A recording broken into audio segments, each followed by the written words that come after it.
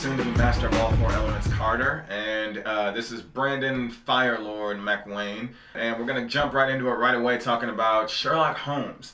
Sherlock Holmes 2, The Game of Shadows. And it's a newest movie sequel to the original Sherlock Holmes film with Robert Downey Jr. and Jude Law. And this newest one is apparently, a lot of people have said, that as well as the first one, is become one of the more accurate depictions of the Sir Arthur Conan Doyle novels that were written originally about Sherlock Holmes. The first movie, you know, a lot of the cast are back. Robert Downey Jr., Jude Law, they've come back. The new cast as well. You know, we have Professor James Moriarty as the villain, who was always the arch villain of Sherlock Holmes. And altogether, I would say this movie was, just like the first, was definitely a very good film. It was very surprising with a lot of the things they... movie, you know? Yeah, a lot of the things they introduced into it, you know, just the action elements that I thought were, you know, we were kind of surprised in the very first film when they started throwing out mixed martial arts moves. Yeah. Sherlock Holmes has the ability to, like, think 10 steps ahead. It's almost like his mutant power, you know? When you want to talk about this, I was like, well, this isn't really a comic book movie, but... True. Midnighter. It's almost, yeah, he has a true mutant ability. But as far as high points about the film, what did you like about the movie the most? I'd probably say the action. Just really the action? Yeah, the action. I mean, he knows different forms of martial arts. I mean, it's... For an Englishman. Really on a high level for an Englishman. I don't know, I guess just the action was just ramped up times 10, so... I thought that was, I'll put it the same way, the action was definitely ramped up, like, a lot. They did more, honestly, I didn't think anybody could do more with the whole slow motion aspect, since everybody had killed it because of the Matrix, but just the slow motion scenes, they actually made it interesting. They actually made it pretty interesting. And also, like the frenetic pace of it, just in every Guy Ritchie movie, they almost don't really, they move so quick for the audience, you know? Yeah. They treat the audience like they're idiots, like they can't keep up, you know? Exactly, and I would say that's a definite high point of the film. Just the action was definitely kicked up. But as far as low points go, that's also a double-edged sword, because while the first film wasn't, you know, it was action. It was, you know, action-filled. It wasn't completely oriented. They kicked it up a notch in this film, but they also took away from the comedy, in my opinion.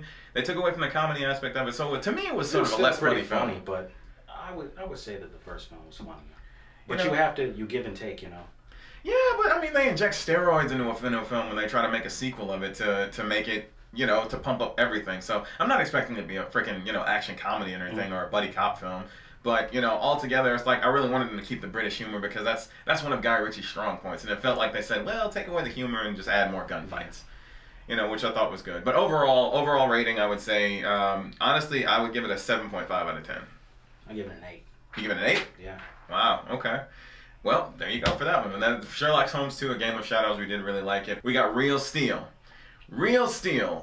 This is a film I did not expect to like at all. Real Steel, or as I like to call it, Rock'em Sock'em Robots, the movie.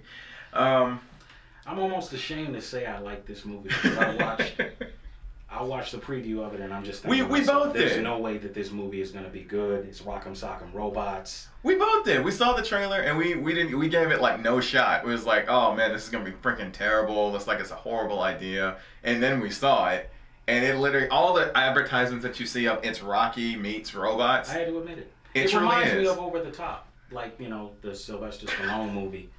It's the same type of thing. It just doesn't make any sense. It reminds you that you can save your child from a custody battle by arm wrestling. With arm wrestling, yeah. Of course. Or by using giant robots. There you go. There you have a custody case. It's the same type of thing. That's true. That is very. It's very similar. As far as high points of the movie, it stars Hugh Jackman, and I would say one of the highest points of the film is that they didn't take it, no pun intended, over the top. They didn't make it like, you know, so over dramatized, like, oh, these giant robots and we're using them to fight everyone with. And it's really good in the sense of, you know, they keep it grounded. They keep the acting grounded. It's like, yes, we have giant robots fighting one another. Yes, we have, you know, this giant robot league. But that's, you know, it's basically a big underdog story with giant robots involved.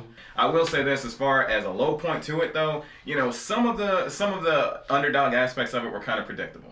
You know, so I'd say that was the one thing that was it. But really, that's all I can take away from it, is that if you've seen a bunch of underdog story movies before, it's going to play out the same way. It's absurd. It really is. Movie. And that's the thing I don't like about it, but then that's the thing that I love about it. The fact that it is it's kind of like, it shouldn't work. there's really no way it should work. It shouldn't work. It shouldn't have been a good idea. At the end of the movie, I was kind of cheering for them. Exactly, you were rooting for them. And that's the crazy thing, is that Real Steel was a great film. I give it a solid 8 as an overall rating. I give it a solid 8. I followed that up, 8.5. 8.5. Wow. Okay. Well, and that one, Real Steel, we definitely like that one. So, Real Steel, we would definitely recommend that movie. So what we're gonna get into next is just anticipated films that we're looking forward to seeing. Starting with, well, okay, maybe not looking forward to seeing in your case. X-Men First Class 2. I gave Part 1 a passing grade.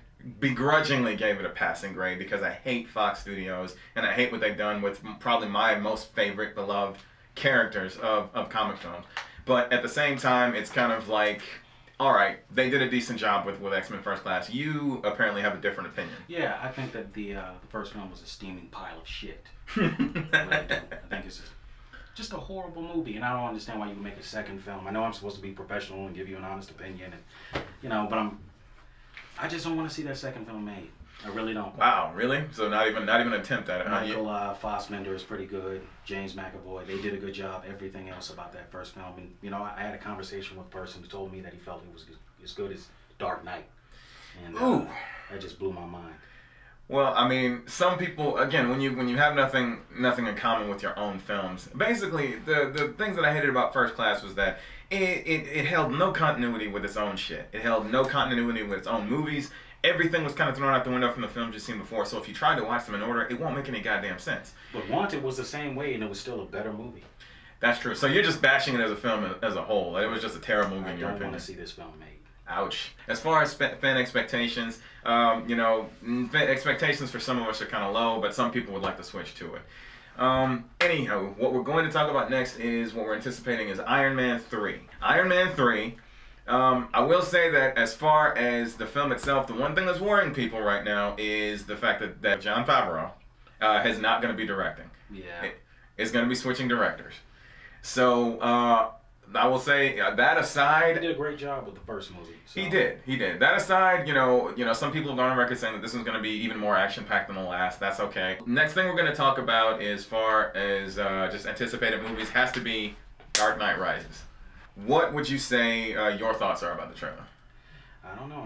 I was impressed. I was definitely impressed. I have my worries because I feel like there's almost no way that they can outdo the second movie, and I've accepted that. But with Tom Hardy as Bane, I think that the film should be pretty good. Our recap of just what we've done so far: Sherlock Holmes 2. I gave it a solid 7.5. Brandon gives it an 8. An 8. We love the film. Thought it was definitely action-packed. You won't be wasting your time seeing it. Real Steel, really good film. Again, a concept that just shouldn't freaking work, but you're gonna love the film if you watch it. I gave that an 8. You gave that 8.5. 8.5. That's our recap for today, and we're just hoping for a lot of the movies that we're hoping to see, and things that we're expecting to see as well. YouTube.com/CriticalComics. Check us out on Facebook, and if you got any questions, concerns, death threats, especially for this fucker over here, you can email us at critical.comics@gmail.com. But this has been Corey, the soon-to-be new avatar of all 4 elements, and Brandon, the evil Fire Lord. We'll catch you guys next time. And we have time for like a reenactment of the movie, man, like a full scale. A full scale reenactment? Let me. Where it says second weapon just. Really? People something. Moment. I kind of felt like we could. We don't actually have to. Just wanted to try and show them. Okay, just show them like really quickly. Yeah, just quickly. All right, just quickly. Like this is what happened. Guy from Wolverine. Guy from Wolverine, and I'm a big bad like. All right, just no. Oh, see, there you go. In the loss. Of course, the blue guy loses. Blue guy loses, so there we go. Yeah. So.